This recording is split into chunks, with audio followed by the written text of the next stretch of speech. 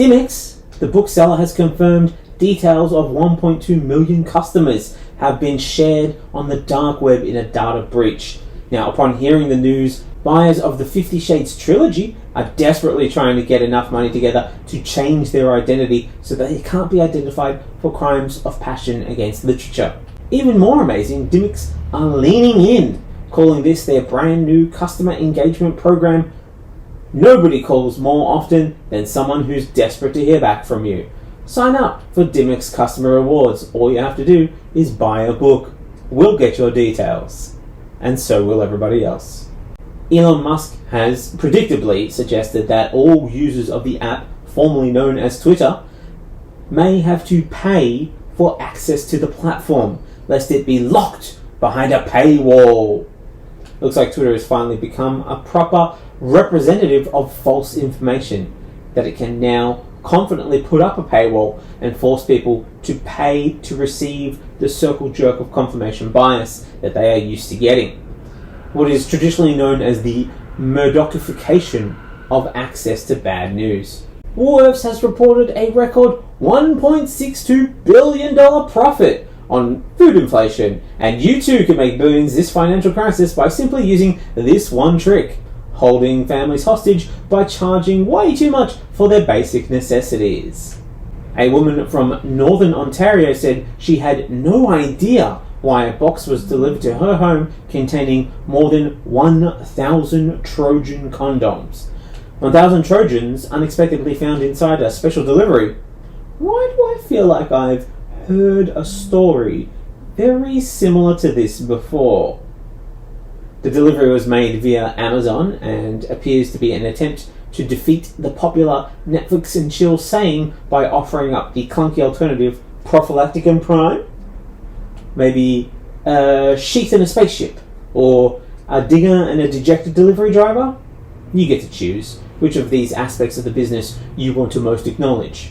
In discussions about tracking climate change, Prince William has warned against doom and gloom, saying a dose of realism was important. People whose houses have burned in climate change-induced fires or were flooded in climate change-induced floods were relieved to get this much-needed advice from the family whose carbon footprint is greater than the entire country of Greenland.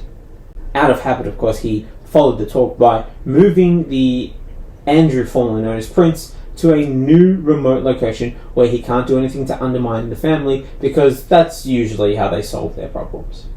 French President Emmanuel Macron is extending an olive branch to video gamers after previously blaming computer games for the rioting in France earlier this year. Macron backpedaled the statement, saying he was sorry when he realised it was video game operators who run the military drones and now wouldn't even be able to retire for a few years more because of him and his actions.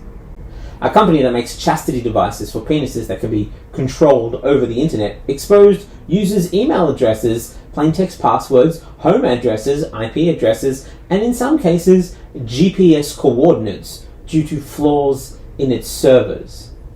While this at first seems like a mistake, this was actually part of the premium subscription package where you get to give over control to a complete stranger and can only get the device unlocked if you agree to pay the extra $1,000 to the company and a bonus on top of that to your controller.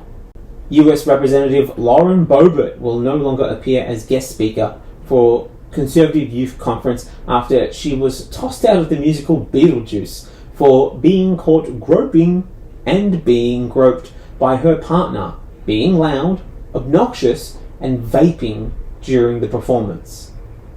If I'm honest with you, it sounds like she'd be the perfect speaker, as she sure as hell was acting like a teenager at this show, and the kids could really use someone who can relate to them on their own level. Services Australia staff have received an apology from management over the Robodebt scandal, with the agency's chief executive saying that workers who enforced the schemes had suffered an unfair toll. Oh no! Did the staff at Wharfie have their feelings hurt? Oh, Dylan, are you okay? Are you okay? Look, did someone try to forcibly take money that was rightfully yours from you in a false accusation of theft and wrongdoing, causing unnecessary financial and emotional stress, spiraling into a years-long, probably life-shortening tumble down the rabbit hole of bureaucratic incompetence and governmental indifference? Well, that must have been really hard for you. Maybe a better question. Are they all still alive?